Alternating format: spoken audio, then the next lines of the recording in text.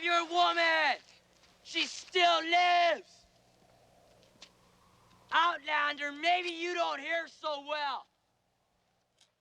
Welcome back to SledgeHammer Horror, guys. I am Ken Sledge, and let's talk horror. Today, I am joined by Becca Rose. Becca, how you doing today? I'm freezing in North Texas. How are you?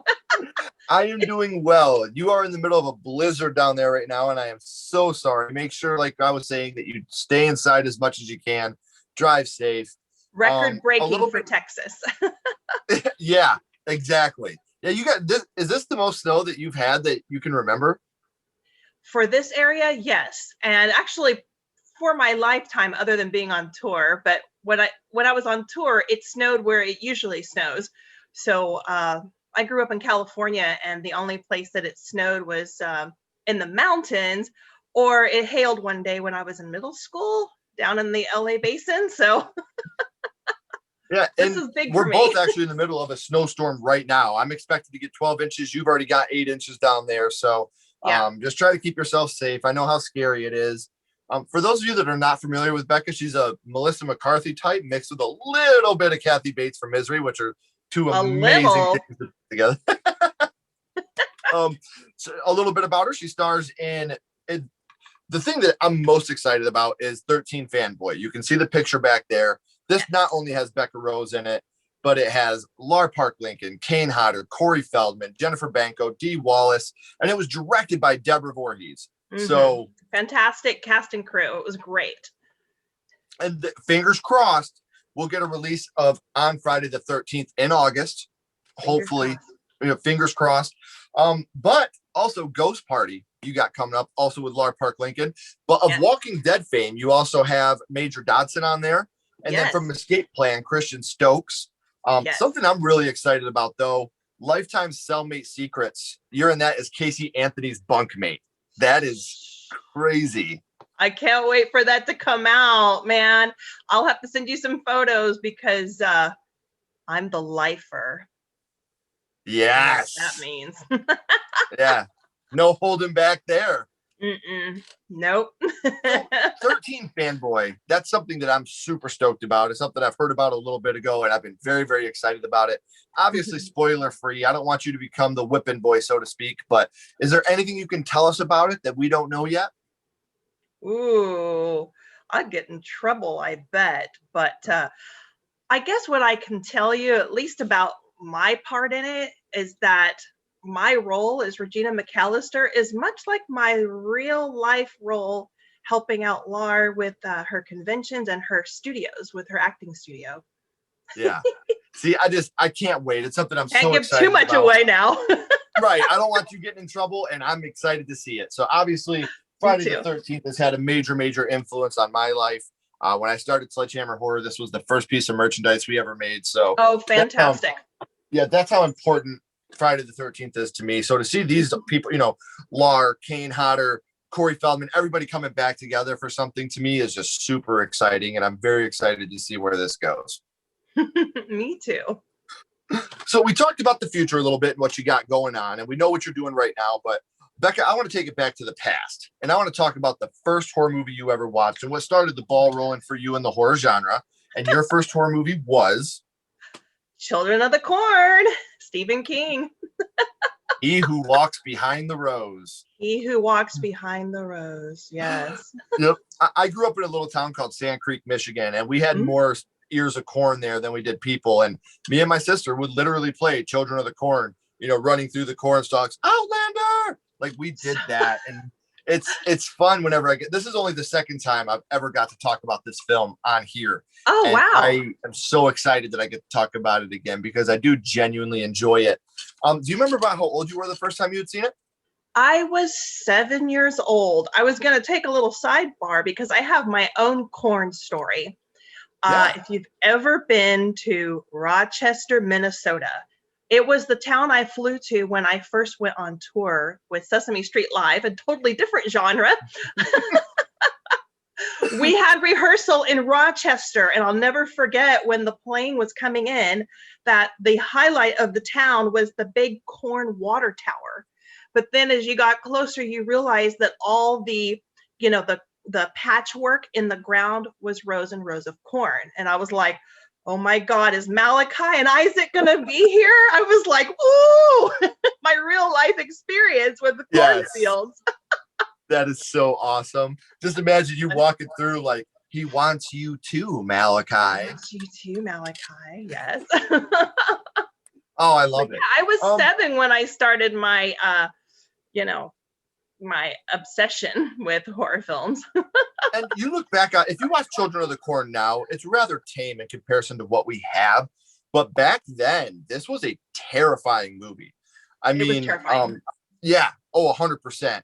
Do you remember who you were with the first time you watched it? Yes, I do. My next door neighbors, they have 5 children, and 4 of them were girls and all around my age. And we were Barbie playmates and apparently big horror fans together. So we watched a lot of Stephen King and Freddy Krueger, and of course, Jason, Friday the 13th. Yes. That's so cool. And the reason I bring that up is we were just talking about how terrifying Children of the Corn was back then. And for you to have watched it with a bunch of young ladies, to me, is so funny because, growing up for me, it was pretty much just me and my little sister. Mm-hmm. And she wouldn't watch horror movies, but like she knew, like we would obviously play one game, another game we'd play, like we'd play Children of the Corn, and then we'd play the Raft from Creepshow 2. Like I'd be on the floor with a blanket over me and she'd try to run away and I'd jump up like I was the Blob trying to get her. So it's funny how horror movies can stick with you. And like you said, you had your Barbie buddies, but they were also like your horror movie buddies.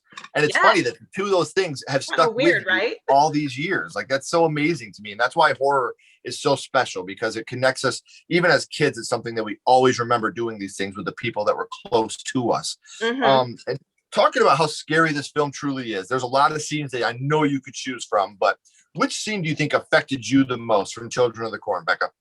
Well, I think at the very top of the movie, they hit the ground running. They don't waste any time with slaughter. And of course, they nail all the adults in town. So when they're at Hanson's Cafe, and like I said, they don't leave too much to surprise. Like if this is how it's starting, it's only going to get worse from here versus a buildup and you hear noises and stuff. No, man, they just nail it right out the door. So and it's what I love about this scene is it's not just there's a majority of how do I want to say this? There's a bunch of different kills in this scene, different ways. You have the poisonings, the stabbings, the throat cuts. I mean, like they go all out here, and it starts with the poisonings, and then they just go crazy from there. And you're right. This is a scene that when you watch it for the first time, you're just like, what the hell just happened? What happens next? I mean, is the movie over? You're like, whoa, it's just so like bam. But then it just and like you said, for its time, it was intense. And special effects too. I have to give kudos to all the 80s horror films because they didn't have digital like they do today. And so there was experimentation, and then there were real effects. I mean, of course, my best friend Lar, she partook in a lot of her own special effects for Part 7. So this movie is no different. Blood, guts, cutting out of the heart. And Isaac on the cross is pretty phenomenal for its time. And real quick before we continue, I want to give a huge shout out to Lar, because without her, I wouldn't be doing this episode right now. So Lar, I love you so much, and you are amazing, and I consider you a friend now. I love our conversations. Thank you for this opportunity to meet up with Becca. I appreciate it so much.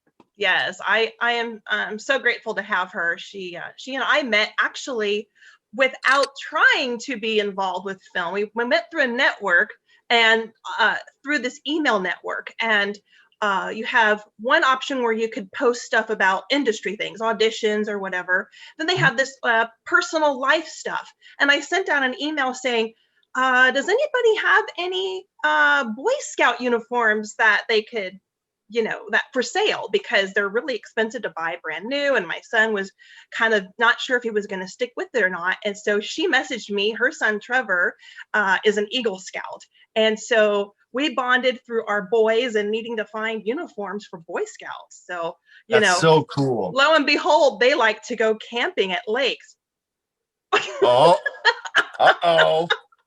It's a family tradition, man. We were bonded through our boys, and then we found out, oh my gosh, horror films, and you might be getting to it momentarily, but we are connected through somebody that was in Friday the 13th, Part 7 with Lar, and that's Jennifer Banco.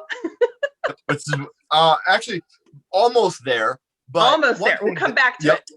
Yeah. When you think of Children of the Corn, Yes. what is the first thing that pops into your head? Outlander! And you all heard that at the beginning during the intro, but I think that's it. Like I said, me and my sister, we would play Children of the Corn, and we would go out in the corn. We have your woman, Outlander.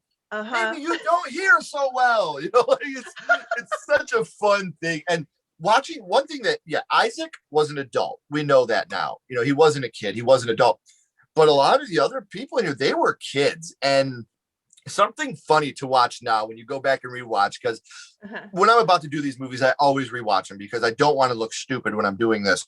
Some of the extras that are running and making the noises that they make are so funny now. Like there's one scene where they're all running and then like they get past. Then this one kid just comes out of nowhere and he's just like, ah! And he's so ridiculous and over the top. It's so awesome. Like it's such an 80s thing, but it works so well and it's so fun to watch. I like actually, I know a lot of people from other countries. So I often, when I meet them and they say, oh, I'm from France, and I just go, you're an Outlander. Like my father's from Canada. He's an Outlander. And some of them know the reference and some of them don't. And so they either pick it up really quick or they're like, well, that's interesting. I figured you would just call me a foreigner. Oh no, you're an Outlander. And that's how much our first horror movies affect us, I think. I think our first horror movies stick with us a lot more and they mean a lot more to us because they show us that adrenaline for the first time. Absolutely. And I want to catch, it's like chasing the dragon, I want to get that again. I want that adrenaline again. And it's so amazing. And Children of the Corn, another thing that it's hard to pick because there's so many phenomenal scenes in this movie that are so well done. But if you had to pick your favorite scene, what would your favorite scene be? Ooh, I had a hard time with this too. I actually wrote down some notes over here because it was a toss up between the little and her furious coloring of all of the pictures of what was about to happen. And then there was also Isaac on the cross, because that's the one I'm going with right now, because it's the special effects and the fact that they were really groundbreaking. I mean, this was really hard stuff. They were still, using real film. They weren't using, computers like we do today. So. And you watch the stuff crawl up him. Yeah. The dots and stuff that crawl. It's like lava going in reverse order. Yes. So and I can't even imagine watching that. You're like, go ahead.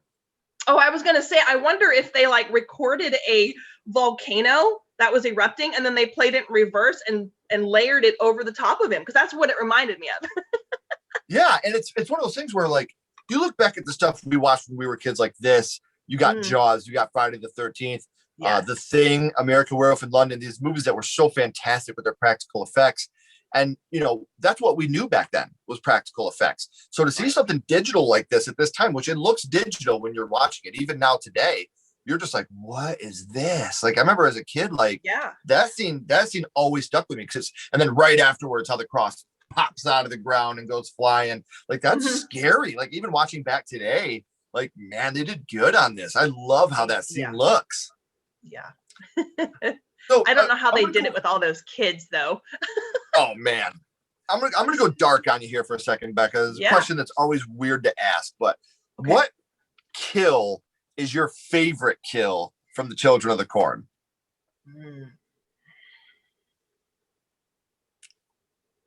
It was Jacob having his heart cut out. Yeah.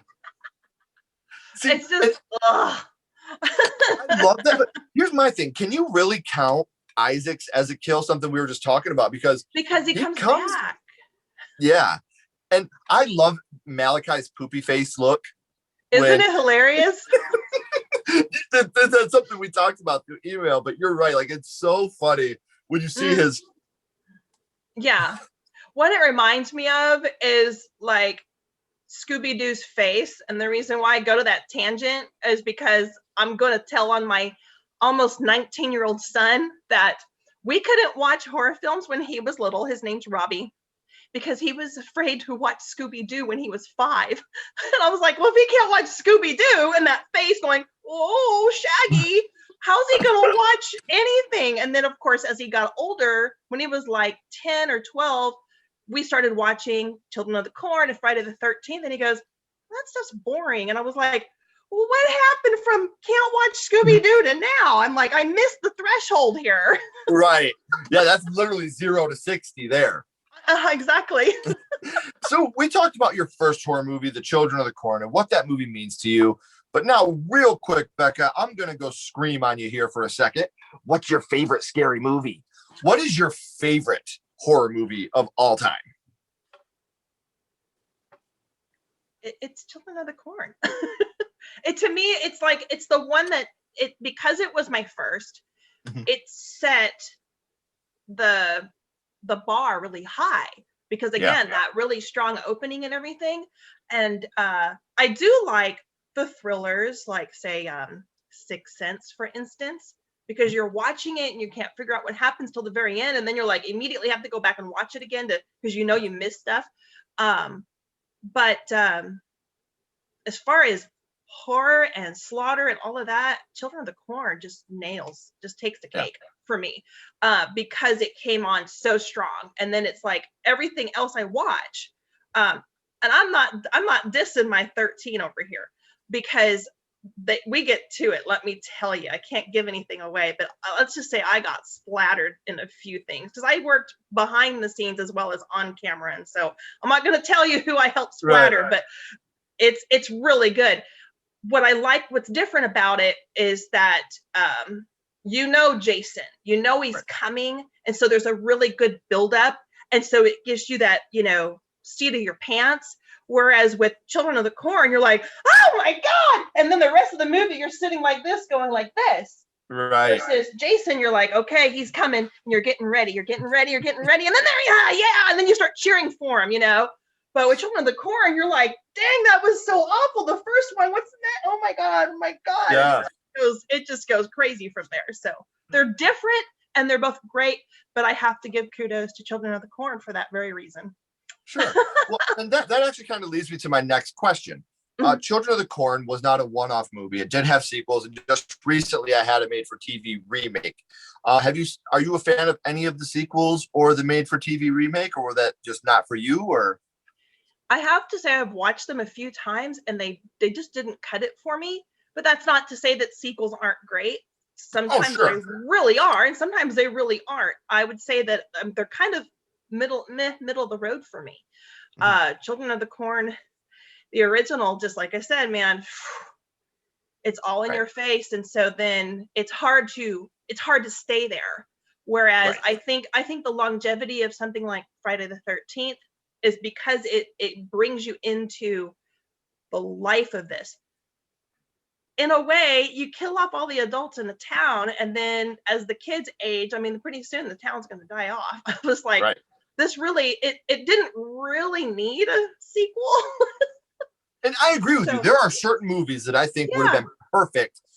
This one, The Ring, is another one that I think would have been the perfect one-off film. Jaws is the ultimate never should have had a sequel movie. Jaws was, in its own category. Yes, I agree. So, I mean, Children of the Corn 2 and 3, they don't bother me that bad. After that, I really kind of lost. I know they just recently had like number 7 come out, and then the made-for-TV remake. The made-for-TV remake, we actually bought the unedited version, and cool. I couldn't even finish it, to be honest with you. There's too much. That has a lot of child sex in it, and that's something that. Ooh, okay. They go into the like molestation and. Well, not so much. I mean, it's the children having sex with each other to give birth to new children, because on their 18th before birthday, they kill themselves off. Yeah, because they have to kill themselves at their 18th birthday. So that's how they're. I could see it going that direction. It sparked my curiosity, but let's see, it's been probably 4 to 6 months ago. I've kind of lost track of time here with COVID. I actually helped judge the Boobs and Blood Festival. It was great. There was a ton of great stuff, but there was a foreign film that I literally just thought, okay, you lost me, because after the second sex scene, which was the second scene of the movie, it looked like, okay, they just found a way to incorporate porn. And so I don't mind nudity, I don't mind sex, but when it looks like it's the entire focus of a film, you'll lose me, because it should be about the storyline, and the sex is what, part of what the what is going on with the characters. But anyway, I don't know. I haven't seen this one to compare it, but I just remember this one film. I couldn't watch it. I watched like 5 minutes, and by the time they were having sex for the second time, I'm like, okay, where's the story? What's going on here? They're all bloody and naked, and they're having sex. And it was like, I didn't get it, and I will refrain from naming it. I don't honestly remember it, but that's fine. I remember getting out of it.